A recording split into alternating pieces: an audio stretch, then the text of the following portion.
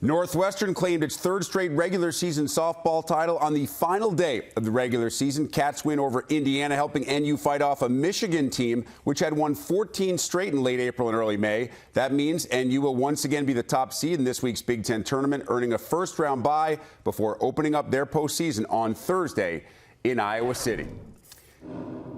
And it's time for the big interview as we are joined by Northwestern head coach Kate Drohan. Kate, 3 in a row is really impressive, but I'm struck by a different stat. In each of the last 2 years, your team has gone undefeated in Big Ten series play, haven't lost a single series. So what's the key to that level of consistency? I think the key to that consistency is the depth of our pitching staff and how hard our team works over the course of that series to really understand how to make adjustments and understand how to be tough as you finish that final game on Sunday. But this has been a really fun team to coach, and they're really hungry to learn more, so we're excited.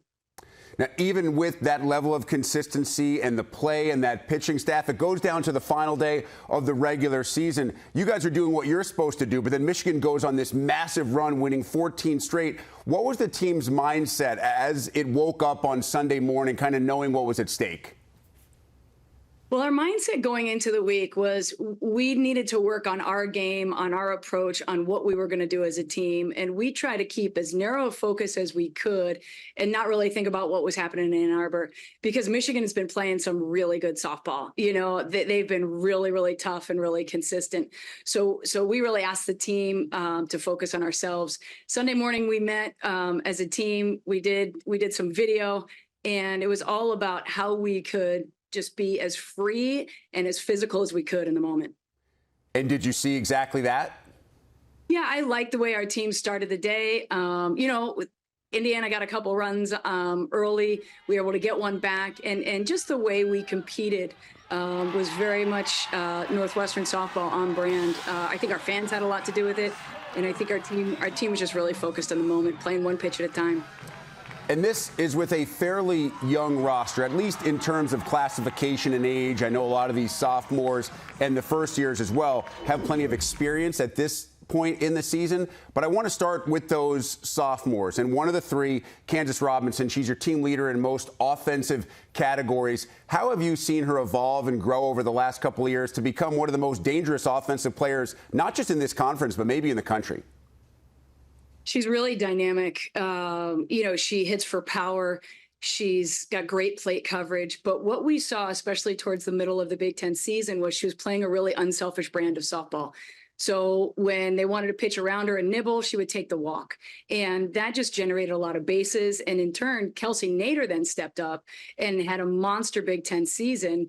And the combination of the two of them at the top of the order really set the tone for us. Yeah, Kelsey, also a sophomore, typically hits right behind Kansas in that number 2 hole. What does it do for the rest of your offense, those who bat behind Angela Zedak, Hannah Katie, Emma Ray, and others, to have those 2 at the top of the lineup specifically? Well, it's great. And also their personality around the game. They're really fiery, very emotional players. So our team loves that. But what it does is it simplifies the game for everyone else. So no one in our lineup really feels like they have to do it, or even that they have to do it on their own. So that's the kind of approach that I think really makes our lineup and our offense go right now. But I'll tell you, their specific development, you put Bridget Donahue in that category as well, especially Bridget's defense. She's been so tough with a lot of drop ball pitchers on the mound. Our staff worked really hard on their development, and Carol and Tony and Michelle, everyone in our staff, just from the very beginning of the fall, they're like, okay, what can we do each day to just get them a little bit tougher, a little bit better, work on their backhand. So their focus was really narrow, and the impact that had on the development of their complete game really showed here late in the season. So that sophomore class is outstanding. You have 8 first years, and I want to focus on Emma Ray because this is a rarity.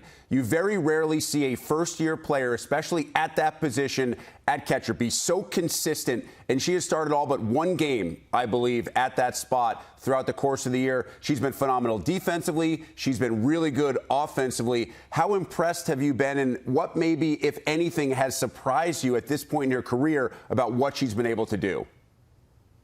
Oh man, so Emma Ray, her consistency and her ability to play that position with such physicality, which is so demanding, especially with, again, like I said, so many drop ball pitchers on the mound. She's been so tough.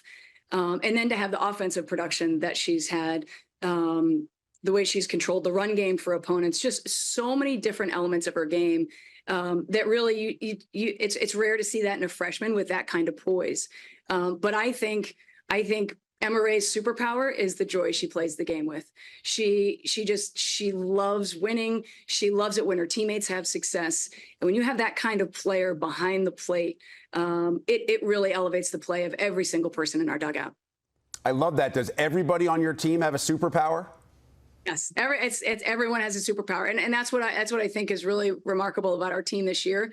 Everyone is in charge of winning, and I think the person who I have to talk about the most is Lauren Boyd, who is our, on paper, our best returning pitcher, who's redshirting this year, and the impact that she's had on our game, the impact she's had on her teammates, has just been really something I've never seen before. It's been really, really amazing. Yeah, and so with Lauren redshirting, obviously there was a hole to fill inside the circle. In steps Ashley Miller, who has done more than that. I mean, she's been lights out, leading the team, leading the conference in almost every major statistical pitching category. Her opponent's batting average is almost the exact same as Danielle Williams's was when she won All-American honors in 2019. Can you describe in a short segment here what exactly she's meant to your team this year? She's been awesome, and the team embraced her from the beginning. She's an incredible student, really great success at Kellogg. But she's just pounded the strike zone, and the way she's fed our defense, the way she's approached her game and how she's prepared for games, it's been really great. It's been really fun to coach her and to see her success.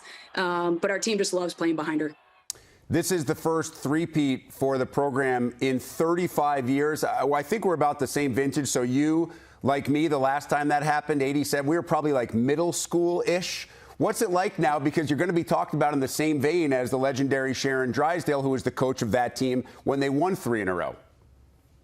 Well, we've heard from a lot of players who are on those teams, and they feel great pride in us doing that again. So we're just so blessed that we had Drysdale at the field this weekend. The connection over this 40-year span and the support and the mentoring that we have from our players and Drysdale with me, I think it's a real strength within our program. What about those expectations, Kate? Because now I think every year, every season, people expect Northwestern to be at the top of the regular season. They expect you guys to be part of the Women's College World Series. That's a good thing, but it obviously adds some pressure as well, does it not? Well, what I think you want those expectations, right? You want to build a program that has those kinds of standards. And I think it's our job as coaches to simply take it one day at a time and how can we get a little bit better. And I think that's really the story of this team. We preached patience really early on. We preached the process, and we knew, and we gave this team permission to have their own identity. And there were a lot of questions coming into the year, but I think they did a great job of saying, hey, this is how we're going to play. Here are the unique characteristics of this year's team. And I think that allowed them to step on the field with an awful lot of confidence. So the expectations now heading into the Big Ten tournament, and I know you believe this, are that you will face, regardless of who you face on the run that you hope to make, they're going to be really quality teams. You could face the Indiana team you just saw at the end of the regular season. We already discussed Michigan. Nebraska's been solid. Rutgers has had a tremendous year. What do you think about this bracket, and what are you expecting from the quality of play in Iowa City? Oh, I think it's going to be really tough. I think it's going to be really competitive. You mentioned Rutgers. I just think their offensive punch is really good, and same with Nebraska. So what we're saying to our team is just one game at a time, and really focusing on making our game a little bit stronger. And regardless of our opponent, we just have to go out there and play our best ball. Kate Drohan and the Wildcats set to take on either Purdue or Indiana second round of the Big Ten tournament. Northwestern gets its postseason started on Thursday after a Wednesday first-round bye. Kate, as always, we appreciate the time. Congrats on the regular season championship, and best of luck to you and the team in the tourney. Thanks, Rick. Go Cats. Time to switch gears, serve up some men's volleyball next. UCLA head man John Spurod joining us just days after the Bruins went back-to-back, claiming the program's 21st national championship.